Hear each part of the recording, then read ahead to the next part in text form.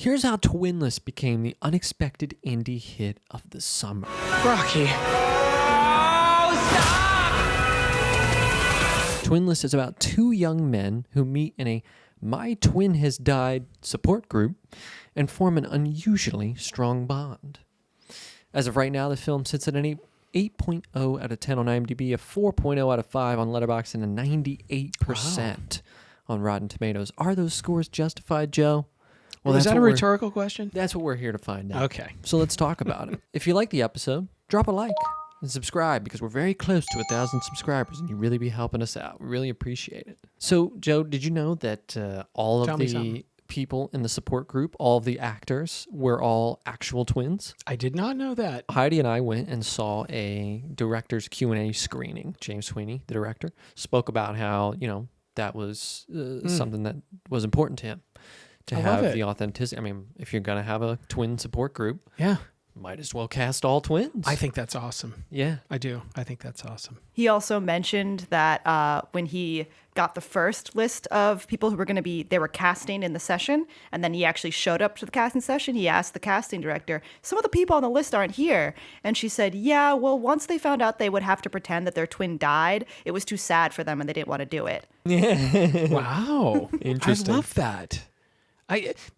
This is where also you get somebody who's a writer-director. There's so much of their own passion in it, and the attention to detail was just there. Mm-hmm. I'm gonna bite my tongue. I want you to keep going. I just have to say, what a breath of fresh air this was. Completely agree. I enjoyed it so much. Me too. I really did too. It was fun. It was a good time. I loved I just enjoyed it so much. To me, that's why I go to movies. That's why I love movies. This movie just, it hit on all points to me. I loved it. I loved the storytelling. I loved the acting.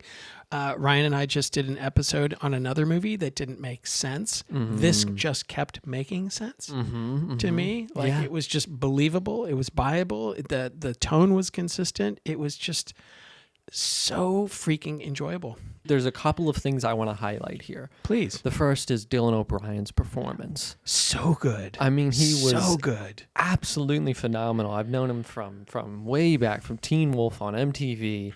And I even we saw the Q&A and James Sweeney talked about how he first initially thought that Dylan O'Brien was a studio actor. He thought that he wouldn't have any interest in something like this low budget indie, but that he was very pleasantly surprised to find out, and through meeting him and building a relationship with him, that he is such a character actor, and he cares so deeply about telling stories and about pushing the boundaries. And I could tell so much when he was saying that. I was like, yes, it makes so much sense. I could feel that in the performance. Me too. So Me too. Raw. It was so grounded. He was so utterly believable and compelling. Oh, in every scene. I was really impressed. In every scene. And for him to show that much range in one movie was so impressive. Yeah. And it helped.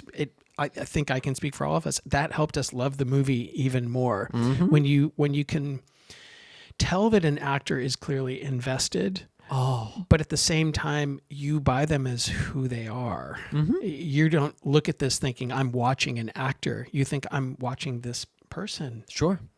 And in that sense, I felt completely submersed into this movie in just such a fantastic way. It felt kind of yummy in a way. Really good actors have this ability to suck you in. Yep. The other thing I want to highlight is the score.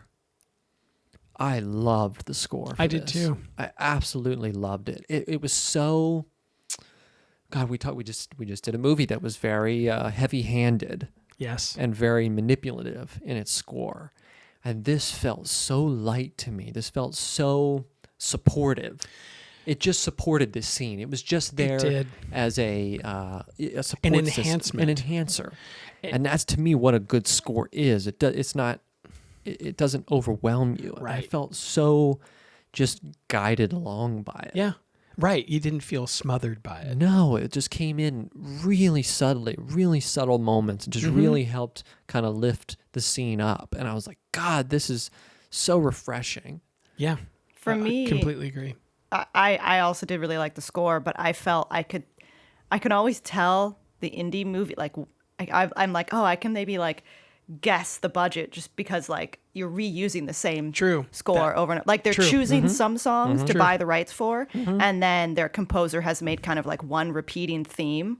Because I've seen some films that are of similar level that I'm like, oh yeah, that's definitely a money saving tool, which makes sense. Yeah, absolutely. But for me, it did become a little repetitive. I got a little annoyed by like maybe the 5th time that I heard it. Interesting. And I was like, okay, I've heard this too many times. I liked it. I thought it fit, but I just was like, I've heard it too many times, which is a very tiny critique. Sure. Right. Because I noticed that too, that it was being used, but I thought it lended a thread of continuity that I was okay with. Interesting.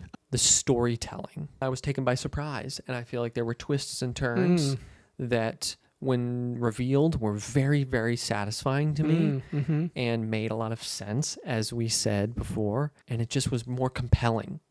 And it fit the story perfectly. It was a really large chunk of the first act before we get to the opening credits. True. And then those opening credits play, and then there's the reveal of something that has happened. Yes. And I just went, wow. Yeah. That's good storytelling. Super clever. Super clever. Yeah. The way in which the story was told. Also, I have to, before we get to if our stars have aligned here, the vision of Sweeney, because there was so much risk taking here.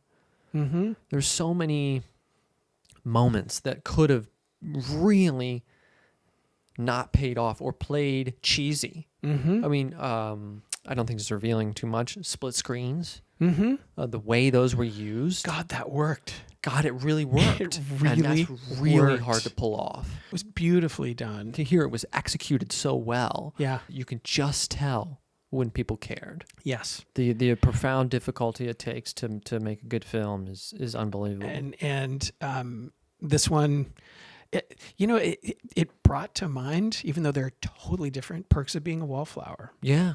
It just brought that to mind because it just felt like incredibly human. Incredibly human. What a surprise. It had emotionality come out of almost nowhere. It made me laugh. Yeah. It just felt like there was so much care. I think that's what I equated, because I can't prove that that's how it was with Perks of Being a Wallflower, but that's how it came across to me. Agreed. And that's how this film came across to me. Agreed. Couldn't agree more. So, are our stars aligned here? We'll have to see. I'm thinking they're probably going to be pretty close. I think you gave it 4 stars. You gave it 4.5. I gave it 4.5 stars. Wow. I think you gave it 3.5. Ooh, no, I did not. You gave it 4. I gave it 4.5. Whoa!